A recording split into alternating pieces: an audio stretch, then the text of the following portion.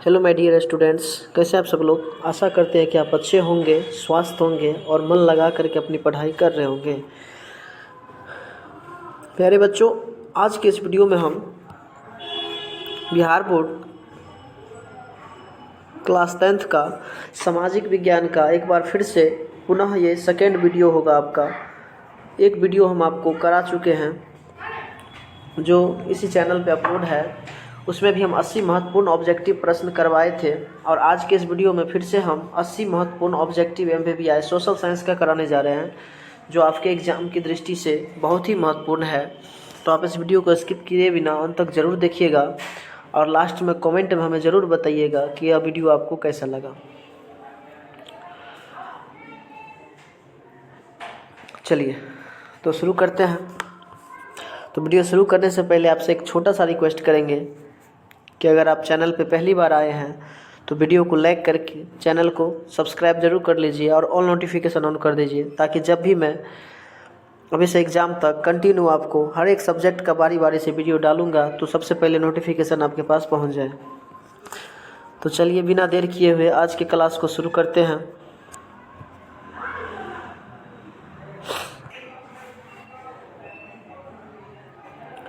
तो देख सकते हैं आज का आपका यहाँ से पहला नंबर प्रश्न है।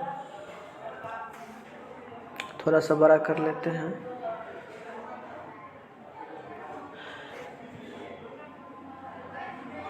चलिए अब ठीक है। तो आज का आपका पहला नंबर प्रश्न है, एशिया और यूरोप के बीच कौन प्राचीन स्थल व्यापारिक मार्ग था? कौन प्राचीन स्थल व्यापारिक मार्ग था? सूती मार्ग था, रेशम मार्ग, उत्तरी पथ या फिर दक्षिणी पथ? तो एक का करेक्ट आंसर हो जाएगा बी ऑप्शन, रेशम मार्ग। एशिया और यूरोप के बीच जो प्राचीन स्थल व्यापारिक मार्ग था वो कौन सा मार्ग था? रेशम मार्ग। दूसरा है, चौरी चौरा कांड के बाद गांधी जी ने निम्नलिखित में से किस आंदोलन को बंद कर दिया? तो चौरी चौरा कांड आंदोलन के बाद जो है सो महात्मा गांधी ने असहयोग आंदोलन को बंद कर दिया। नेक्स्ट है, अंतर्राष्ट्रीय मजदूर दिवस कब मनाया जाता है? तो अंतर्राष्ट्रीय मजदूर दिवस की अगर हम बात करें तो अंतर्राष्ट्रीय मजदूर दिवस 1 मई को मनाया जाता है। कब मनाया जाता है? 1 मई को। आपका नेक्स्ट क्वेश्चन है कि वर्तमान में भारत में कितने केंद्र शासित प्रदेश हैं? तो वर्तमान में अगर हम केंद्र शासित प्रदेश की बात करें तो वर्तमान में जो है अभी तो वर्तमान में सिर्फ 8 केंद्र शासित प्रदेश हैं। चलिए नेक्स्ट प्रश्न है कि सूचना का अधिकार संबंधी कानून कब पारित हुआ था? तो सूचना का अधिकार संबंधी कानून जो पारित हुआ था 2005 में। कब हुआ था? 2005 में। नेक्स्ट प्रश्न है, किसने कहा था लोकतंत्र जनता के द्वारा जनता के लिए शासन है? किसने कहा था? तो इस प्रश्न का राइट जवाब हो जाएगा अब्राहम लिंकन ने। अब्राहम लिंकन ने कहा था कि लोकतंत्र जनता के द्वारा तथा जनता के लिए शासन है। अगला प्रश्न है कि पंचायती राज संस्थानों को संवैधानिक दर्जा किस संविधान संशोधन में प्राप्त हुआ है? इस प्रश्न का जो राइट जवाब हो जाएगा 73वां संविधान संशोधन। अगला है, भारत में लोकतंत्र की सफलता में क्या बाधा है? तो भारत में लोकतंत्र की सफलता में जो बाधा है वो है अशिक्षा, गरीबी, बेरोजगारी, अर्थात इनमें से सभी। उसका नेक्स्ट प्रश्न है, बिहार में रज्जू मार्ग कहाँ पर है? तो बिहार में अगर हम रज्जू मार्ग की बात करें तो बिहार में रज्जू मार्ग आपका राजगीर में है। बिहार में रज्जू मार्ग कहाँ पर है? राजगीर में है। नेक्स्ट 10 नंबर प्रश्न है, सासाराम नगर का विकास कब हुआ था? तो सासाराम नगर के विकास का अगर हम बात करें तो सासाराम नगर का जो विकास हुआ था वो मध्य युग में हुआ था। कब हुआ था? मध्य युग में। अगला प्रश्न है, गोविंद सागर कृत्रिम जलाशय संबंधित है? तो गोविंद सागर कृत्रिम जलाशय जो संबंधित है झारखंड से संबंधित है। किससे संबंधित है? झारखंड से संबंधित है। नेक्स्ट है, बिहार का कौन सा भाग सर्वाधिक सूखा प्रवण है? बिहार का कौन सा भाग सर्वाधिक सूखा प्रवण है? तो ये हो जाएगा आपका 13 का आंसर हो जाएगा सी ऑप्शन, दक्षिणी बिहार। कौन सा बिहार? दक्षिणी बिहार। नेक्स्ट प्रश्न है 14 नंबर कि 1871 में कौन सी संधि हुई थी। 1871 में जो संधि हुई थी फ्रैंकफर्ट की संधि हुई थी। कौन सी संधि हुई थी? फ्रैंकफर्ट की। अगला प्रश्न है 1830 की क्रांति के बाद फ्रांस में किस प्रकार का शासन स्थापित हुआ। तो 1830 की क्रांति के बाद संवैधानिक राजतंत्र का शासन लागू हुआ। नेक्स्ट क्वेश्चन है कि रूस की बोल्शेविक क्रांति का नेतृत्व किसने किया। तो रूस की बोल्शेविक क्रांति का नेतृत्व जो किया वो लेनिन ने किया। रूस की बोल्शेविक क्रांति का नेतृत्व किसने किया? लेनिन ने किया। 17 नंबर प्रश्न है आपका, भारत में राष्ट्रीय आय की गणना कौन करता है। तो भारत में राष्ट्रीय आय की गणना केंद्रीय सांख्यिकी संगठन CSO करता है। कौन करता है? CSO। नेक्स्ट है, निम्न में से कौन पिछड़ा राज्य है। निम्न में से कौन पिछड़ा राज्य है। तो पिछड़ा राज्य बिहार है। कौन सा राज्य है? बिहार अपना ही। आर्थिक क्रियाओं का क्या उद्देश्य है। आर्थिक क्रियाओं का क्या उद्देश्य है। तो आर्थिक क्रियाओं का उद्देश्य है जीविकोपार्जन। क्या है? जीविकोपार्जन, जीविकोपार्जन। नेक्स्ट प्रश्न है 20 नंबर, भारत की राष्ट्रीय आय का सर्वप्रथम अनुमान किसने लगाया। भारत की राष्ट्रीय आय का सर्वप्रथम अनुमान किसने लगाया। तो दादा भाई नौरोजी ने। किसने लगाया? दादा भाई नौरोजी ने। नेक्स्ट प्रश्न है, दीर्घकालीन ऋण प्रदान करने वाली संस्था कौन सी है। दीर्घकालीन ऋण प्रदान करने वाली संस्था कौन सी है। तो यह है भूमि विकास बैंक। कौन सा बैंक? भूमि विकास बैंक है। नेक्स्ट प्रश्न है, उपभोक्ता अधिकार दिवस। उपभोक्ता अधिकार दिवस कब मनाया जाता है। तो उपभोक्ता अधिकार दिवस आपको 15 मार्च को मनाया जाता है। कब मनाया जाता है? 15 मार्च को मनाया जाता है। 23 नंबर प्रश्न है, पंजाब में भूमि निम्नीकरण का मुख्य कारण क्या है। तो पंजाब में भूमि निम्नीकरण का मुख्य कारण जो है वो अधिक सिंचाई है। क्या है? अधिक सिंचाई है। नेक्स्ट 24 नंबर प्रश्न है, सोपानी कृषि प्रचलित है। सोपानी कृषि किसके लिए प्रचलित है। तो सोपानी कृषि जो प्रचलित है, सोपानी कृषि प्रचलित है आपको, सोपानी कृषि प्रचलित है कहाँ पर? उत्तराखंड में। सोपानी कृषि कहाँ पर प्रचलित है? उत्तराखंड में। नेक्स्ट है, बिहार में प्रायः कैसी मिट्टी पाई जाती है। तो बिहार में जो पाई जाती है वो जलोढ़ मिट्टी। ज़्यादातर कौन सी मिट्टी पाई जाती है? जलोढ़ मिट्टी पाई जाती है। आयुर्वेद का जनक किन्हें कहा जाता है। आयुर्वेद का जनक किन्हें कहा जाता है। तो आयुर्वेद का जनक जो कहा जाता है, चरक को कहा जाता है। किसको कहा जाता है? चरक को। 27, बिहार में कितने प्रतिशत क्षेत्र में वन है। बिहार में कितने प्रतिशत क्षेत्र में वन है। तो इस प्रश्न का अगर हम बात करें तो 7% क्षेत्र में बिहार में वन पाया जाता है। कितने प्रतिशत क्षेत्र में? 7% क्षेत्र में।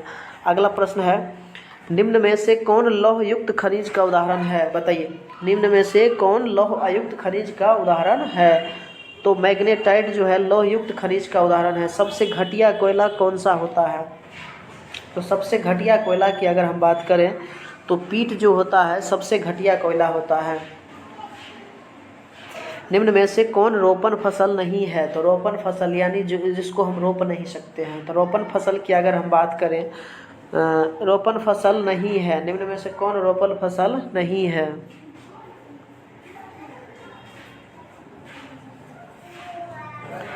निम्न में से कौन रोपण फसल नहीं है। तो यहाँ पर चाय होगा। कौन सा होगा? चाय होगा। 31 नंबर प्रश्न है, भारत की प्रमुख खाद्यान्न फसल कौन सा है। भारत की प्रमुख खाद्यान्न फसल कौन सी है। तो धान जो है भारत की प्रमुख खाद्यान्न फसल है। नेक्स्ट है, बिहार में कितना प्रतिशत कृषि क्षेत्र है। तो 32 का जो आंसर होगा 60%। कितने प्रतिशत पर है कृषि? 60% पर। नेक्स्ट है 33 नंबर, कि निम्नांकित में कौन संचार सेवाओं का अंग है। निम्नांकित में कौन संचार सेवाओं का अंग है। तो इनमें से सभी है संचार सेवाओं का अंग। समाचार पत्र भी, टेलीफोन भी, टेलीविज़न, अर्थात सभी। मानवीय पूंजी निर्माण का मुख्य घटक क्या है। मानवीय पूंजी निर्माण का मुख्य घटक भी इनमें से सभी हो जाएगा। जिस ऑप्शन में भी इनमें से सभी मिल जाए अधिकतर वो क्वेश्चन करेक्ट होता है। नेक्स्ट प्रश्न है, वैश्वीकरण का क्या अर्थ है। वैश्वीकरण का क्या अर्थ है। तो वैश्वीकरण का अर्थ होता है विश्व अर्थव्यवस्था के समन्वय। विश्व अर्थव्यवस्था के समन्वय। चलिए नेक्स्ट प्रश्न है, अर्थव्यवस्था के किस क्षेत्र से हरित क्रांति संबंधित है। अर्थव्यवस्था के किस क्षेत्र से हरित क्रांति संबंधित है। तो ये होगा आपका प्राथमिक क्षेत्र से। किस क्षेत्र से? प्राथमिक क्षेत्र से। 37 है, निम्नलिखित में से कौन सा संस्थान भारत में मुद्रा जारी करने के लिए अधिकृत है। तो ये आपका reserve bank of India. Bihar राज्य है, बिहार राज्य कैसा है? तो कृषि प्रधान राज्य है। बिहार राज्य कैसा है? कृषि प्रधान राज्य है। निम्नांकित में कौन हमारे रहन सहन के स्तर को प्रभावित करता है? कौन हमारे रहन सहन को प्रभावित करता है? तो हो जाएगा राष्ट्रीय आय। क्या हो जाएगा? राष्ट्रीय आय। आपका 40 नंबर क्वेश्चन है, बिहार में कितने ज़िले हैं? कहिए तो, इतना आसान प्रश्न पूछा है। बिहार में 38 जिला है। संपूर्ण क्रांति का नेतृत्व किसने किया? संपूर्ण क्रांति का नेतृत्व किसने किया? तो जयप्रकाश नारायण ने संपूर्ण क्रांति का नेतृत्व किया था। अगला प्रश्न है, बांग्लादेश कब स्वतंत्र हुआ? तो बांग्लादेश के अगर हम स्वतंत्र की बात करें तो 1971 में बांग्लादेश स्वतंत्र हुआ था। कितना में हुआ था? 1971 में। 43 का, भारत में किस राज्य में सर्वप्रथम पंचायती राज की शुरुआत हुई? भारत में किस राज्य में सर्वप्रथम पंचायती राज की शुरुआत हुई? तो इसका हो जाएगा राजस्थान। क्या हो जाएगा? राजस्थान। अगला है, निम्नलिखित में कौन केंद्र शासित प्रदेश है? निम्नलिखित में कौन केंद्र शासित प्रदेश है? तो चंडीगढ़ आपका इसमें से केंद्र शासित प्रदेश है। अगला है, संघ सरकार का उदाहरण है। संघ सरकार का उदाहरण है, तो संघ सरकार का जो उदाहरण है वो है इनमें से सभी, यानी अमेरिका भी है, भारत भी है, कनाडा भी है। भारत का केंद्रीय बैंक कौन सा है? तो भारत का केंद्रीय बैंक जो है वो है आपका reserve bank of India. Reserve bank of India को भारत का केंद्रीय बैंक माना जाता है। कृषि उत्पादों के मानकीकरण के लिए किस मानक का प्रयोग किया जाता है? किस मानक का प्रयोग किया जाता है? तो इसका हो जाएगा बी ऑप्शन, एगमार्क का। किसका? एगमार्क का। नेक्स्ट प्रश्न है, निम्न में से कौन प्राथमिक क्षेत्र से संबंधित है? तो प्राथमिक क्षेत्र से जो संबंधित है वो है व्यापारियों पर। किस पर? कृषि क्षेत्र। कौन सा क्षेत्र? कृषि क्षेत्र। निम्न में कौन प्राथमिक क्षेत्र संबंधित है? तो कृषि क्षेत्र। चलिए अगला देख लेते हैं, 49 नंबर। 49 में है, तिनकठिया प्रणाली किन पर लागू थी? तो तिनकठिया प्रणाली जो लागू थी किसान पर ही ना, नील की खेती के पर। जलियांवाला बाग हत्याकांड की जांच के लिए सरकारों ने किस समिति का गठन किया था? किस समिति का गठन किया था? तो ये किया था हंटर समिति का। कौन सा समिति का? हंटर समिति का। अगला है कि डॉक्टर राजेंद्र प्रसाद का जन्म स्थान कहाँ है? तो डॉक्टर राजेंद्र प्रसाद का जन्म स्थान है आपका बिहार ही है। कहाँ है? बिहार। ककोलत जलप्रपात बिहार के किस जिले में स्थित है? तो ककोलत जलप्रपात जो स्थित है, ककोलत जलप्रपात वो नवादा में स्थित है। कहाँ स्थित है? नवादा में। अगला प्रश्न है, किस देश की सीमा बिहार से जुड़ी है? किस देश की सीमा बिहार से जुड़ी है? तो नेपाल की सीमा बिहार से जुड़ी है, नेपाल की। 54 नंबर प्रश्न है, गठबंधन की सरकार बनाने के लिए किस प्रकार की दलीय व्यवस्था की जरूरत है? किस प्रकार की दलीय व्यवस्था की जरूरत है? तो बहुदलीय व्यवस्था की जरूरत है। नेक्स्ट प्रश्न है आपका 55 नंबर, भारतीय जनता पार्टी के प्रथम अध्यक्ष कौन थे? यानी बीजेपी के प्रथम अध्यक्ष कौन थे? तो इस प्रश्न का राइट जवाब हो जाएगा अटल बिहारी वाजपेयी। अटल बिहारी वाजपेयी। 56 बता दीजिए, भारत में राष्ट्रीय आपातकाल की घोषणा कब हुई? भारत में राष्ट्रीय आपातकाल की घोषणा 1975 में हुई थी। कब? 1975 में। 57 है, भूकंप केंद्र के ऊर्ध्वाधर पृथ्वी पर स्थित केंद्र को कहते हैं? तो भूकंप केंद्र के ऊर्ध्वाधर पृथ्वी पर स्थित केंद्र को कहेंगे अभिकेंद्र। क्या कहेंगे? अधिकेंद्र। सुनामी संबंधित है, सुनामी किससे संबंधित है? तो सुनामी संबंधित है समुद्र से। सुनामी किससे संबंधित है? समुद्र से।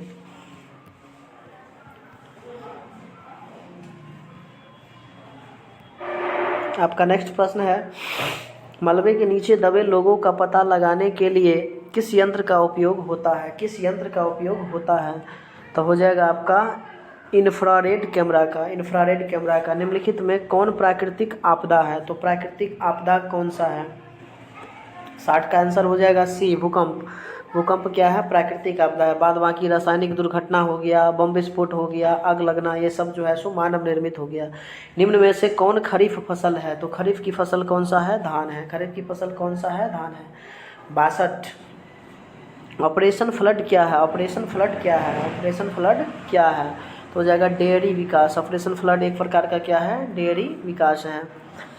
अगला है आपका, रिजर्व बैंक ऑफ इंडिया की स्थापना कब हुई? रिजर्व बैंक ऑफ इंडिया की स्थापना जो हुई 1935 में। कब? 1935 में। 64 है, भारत में पहली सूती मिल कहाँ स्थापित की गई? तो भारत में पहली सूती मिल जो स्थापित की गई मुंबई में। कहाँ? मुंबई में। 65 नंबर है, जर्मनी के एकीकरण के लिए कौन उत्तरदायी था? तो जर्मनी के एकीकरण के लिए बिस्मार्क उत्तरदायी था। कौन उत्तरदायी था? बिस्मार्क। 66 नंबर प्रश्न है कि फ्रैंकफर्ट की संधि किस वर्ष हुई थी? तो 1871 में फ्रैंकफर्ट की संधि हुई थी। अगला क्वेश्चन है, सेफ्टी लैंप का आविष्कार किसने किया? तो सेफ्टी लैंप के आविष्कार की अगर हम बात करें, हम्फ्री डेवी। किसने? हम्फ्री डेवी ने सेफ्टी लैंप का आविष्कार किया था। नेक्स्ट प्रश्न है कि भारत छोड़ो आंदोलन का प्रसिद्ध नारा क्या था? भारत छोड़ो आंदोलन का प्रसिद्ध नारा क्या था? तो ये था आपका करो या मरो। अगला है, समाजवादियों की बाइबिल किसे कहा जाता है? समाजवादी की बाइबिल किसे कहा जाता है? तो दास कैपिटल को। भारतीय राष्ट्रीय कांग्रेस की स्थापना कब हुई? तो 1885 में। कब हुई? 1885 में। गांधी जी ने भारत में सत्याग्रह का पहला प्रयोग कहाँ किया था? तो पहला प्रयोग गांधी जी जो किया था चंपारण में ही किया था। मुद्रण का आविष्कार कहाँ हुआ? अगला प्रश्न है, मुद्रण का आविष्कार कहाँ हुआ? तो मुद्रण का आविष्कार हुआ था चीन में। मुद्रण का आविष्कार कहाँ हुआ था? चीन में। अगला प्रश्न है 73 नंबर कि भारत में सबसे लंबा बांध है? तो 73 का आंसर हो जाएगा बी। 73 का आंसर हीराकुंड बांध। भारत में सबसे लंबा बांध कौन सा है? हीराकुंड बांध। 74 है, किस खनिज को उद्योगों की जननी कहा जाता है? किस खनिज को उद्योगों की जननी कहा जाता है? तो लोहा को उद्योगों की जननी कहा जाता है। 75 है, सर्वोत्तम कोयले का प्रकार कौन सा है? सर्वोत्तम कोयले का प्रकार कौन सा है? तो एंथ्रासाइट। सर्वोत्तम कोयले का प्रकार कौन सा है? एंथ्रासाइट है। अगला प्रश्न है कि गंडक परियोजना है, तो गंडक परियोजना की अगर हम बात करें तो हो जाएगा वाल्मीकि नगर। कौन सा हो जाएगा? वाल्मीकि नगर। 77 है, निम्न राज्यों में से किस में सर्वाधिक वन क्षेत्र है? निम्न राज्यों में से कौन से सर्वाधिक वन क्षेत्र है? तो मध्य प्रदेश। 78 है, कहलगांव खरीफ विद्युत परियोजना है, कहलगांव तापीय विद्युत परियोजना जो है वो है भागलपुर जिला में। किस जिले में है? भागलपुर जिला में।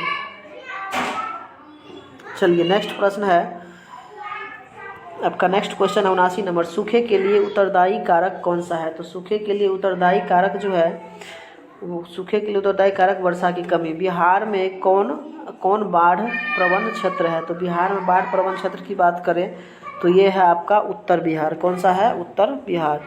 तो चलिए आज तक के लिए इतना ही। मिलते हैं कल एक नेक्स्ट वीडियो के साथ, एक अच्छे वीडियो के साथ। तब तक के लिए जय हिंद, जय भारत। और आप अपना विचार कमेंट में ज़रूर लिखिएगा कि यह वीडियो आपको कैसा लगा।